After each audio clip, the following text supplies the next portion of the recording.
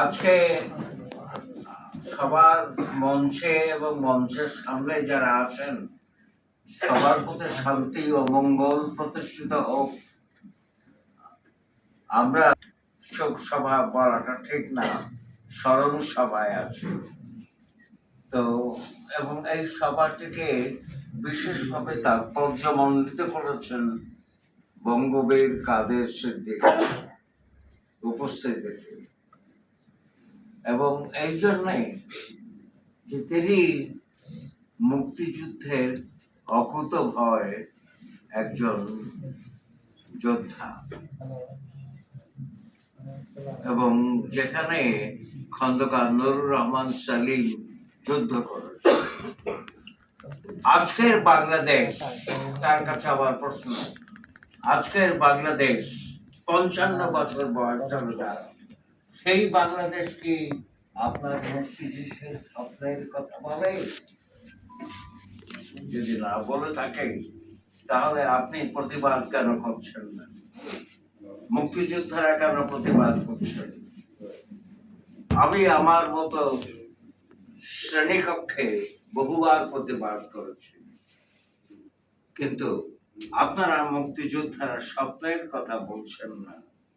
আপনারা যে স্বপ্ন নিয়ে যুদ্ধ করেছেন সেই স্বপ্ন বাস্তবায়ন কেন হচ্ছে না 55 বছরের বাংলাদেশ? সেই কথাটি আমি বলছি। খন্দকার নুরুর রহমান সালিমের প্রতি সম্মান জানিয়ে তিনি রাজনীতি করতেন, তিনি মানুষের রাজনীতি করতেন। মৌলানা আব্দুল হামিদ খান ভাসানী একবার রাজনীতির সংজ্ঞা দিয়েছিলেন, যে সংজ্ঞাটা হচ্ছে এই, যে তিনি বলেছিলেন যে রাজনীতি হচ্ছে মানুষের কল্যাণ করা। 55 বছরের বাংলাদেশ মানুষের কল্যাণের ব্যয়িত হয়েছে কিনা সেইটা আমি লক্ষ্য করছি। আপনি দেখুন, বাকশাল নিয়ে আওয়ামী লীগও কথা বলে না।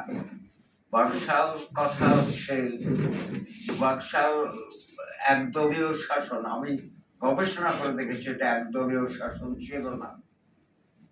বাকশাল একটা বিপ্লব এনেছিল, প্রতি বিপ্লব নয়, বিপ্লব এনেছিল, কিন্তু সেটা বাস্তবায়িত হওয়ার কথা ছিল বটে, কিন্তু বাস্তবায়িত হয়নি। 4 সেপ্টেম্বর 1975 কথা ছিল, তার আগেই বঙ্গবন্ধুর জীবন শেষ হয়ে। আজকে আমার কথা হচ্ছে এই, যে আপনি শুধু মেলান মুক্তিযোদ্ধার স্বপ্নের সঙ্গে বা আজকের বাংলাদেশ, তো আপনারা প্রতিবাদ কেন করছেন না? আমার প্রশ্ন হচ্ছে খন্দকার নুরুর রহমান সালিম তিনি রাজনীতি করতেন, কিন্তু রাজনীতিবিদ হননি, কেউ রাজনৈতিক কেউকেটা হননি, তিনি ইচ্ছে করেই হননি। যারা রাজনীতি করে, এখন কিছুক্ষণ আগে শুনলাম যে মানুষকে অপমান করার রাজনীতি করে কেউ রাজনৈতিক কেউ হতে পারে, কেউকেটা এভাবে কেউকেটা হওয়া তিনি পছন্দ করেননি। সেই জন্য তার প্রতি অতল শ্রদ্ধা, এবং আপনাদের প্রতি যেমন প্রত্যেকের প্রতি আমার শ্রদ্ধা আছে, সম্মান আছে, ঠিক তেমনি ভাবে আপনাদের সবার কাছে শ্রদ্ধা সম্মান পৌঁছে দেওয়ার কাজ করছি বলে আমি মনে করি। তো নুরুর রহমান সালিম, খন্দকার নুরুর রহমান সালিম, তাকে আমি দেখিনি, তার সঙ্গে ঘনিষ্ঠভাবে মেশার সুযোগও আমার হয়নি, তবে তার সম্পর্কে যা শুনলাম তাতে তার প্রতি শ্রদ্ধা সম্মান আমার বেড়ে গেল। আর বামপন্থী ঐক্য সুদূর পরাহত। এই জন্যই আরেকটা খুব ভালো কথা বলেছেন যে আওয়ামী লীগ কখনো বিপ্লবী দল নয়। আওয়ামী লীগ বিপ্লব আশা করাও যায় না তাদের কাছে। কোন বাংলাদেশের কোন দলই বিপ্লবী দল নয়। কারণ হচ্ছে বিপ্লব কাকে বলে এই কথাটি বুঝতে হবে আমাকে। 2024 বিপ্লবটাকে হয়েছিল বাংলাদেশে। তো 2024 বিপ্লব, আগে বিপ্লবের ব্যাখ্যাটা আমি ক্লাসে পড়িয়েছি, বিপ্লব এখনো পড়াচ্ছি আমি। তো বিপ্লব ছেলেমেয়েরা কিছু বুঝেছি বলে মনে হলো না আমার কাছে। তো বিপ্লব পড়িয়েছি, বিপ্লব কাকে বলে, বিপ্লব মানে সোজা বাংলায় আমূল পরিবর্তন সমাজে। তো সমাজের আমূল পরিবর্তনের জন্য বিপ্লব আনুন। আর সিএর বিপ্লবে কখনোই রেজিম চেঞ্জের বিপ্লবে বিপ্লব হয় না। বিপ্লব হয় না, পরিবর্তন হলে বিপ্লব হয়। যখন উৎপাদন ব্যবস্থার পরিবর্তন হয় সেটা বিপ্লব। মানে আমূল পরিবর্তনেরই বিপ্লব এটাকে বলা হয় না। এখন পরিবর্তন হলেই বিপ্লব হয়ে যায়।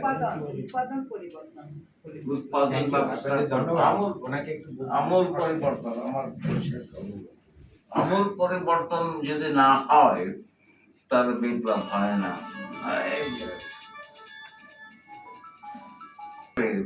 আপনারা স্বাধীনতা যুদ্ধ বলবেন না, বলবেন মুক্তিযুদ্ধ।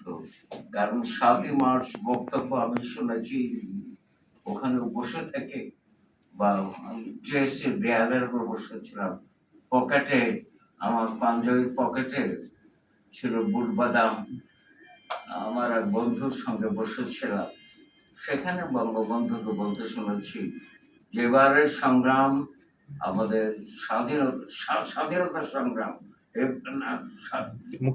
এবারের সংগ্রাম মুক্তির সংগ্রাম, এবারের সংগ্রাম আমাদের স্বাধীনতার সংগ্রাম। হাত ঝেড়ে দিয়ে মহিউদ্দিন বেতারের পেছনে, মহিউদ্দিনের স্ত্রী, দ্বিতীয় স্ত্রী আমার ছাত্রী ছিলেন। তো আমি মানিকগঞ্জে আছেন, কিন্তু মহিউদ্দিন কোনো কাজ করেন না এখন, সব দেখে শুনে খেপে গিয়েছেন, পাগলের মতো হয়ে গেছেন। ওকে, তো এখন কথা হচ্ছে যে মুক্তিযুদ্ধের স্বপ্নের কথা যদি বাংলাদেশ না বলে তো মুক্তিযোদ্ধারা আছেন কেন? আছেন কেন? আমার প্রশ্ন। ধন্যবাদ।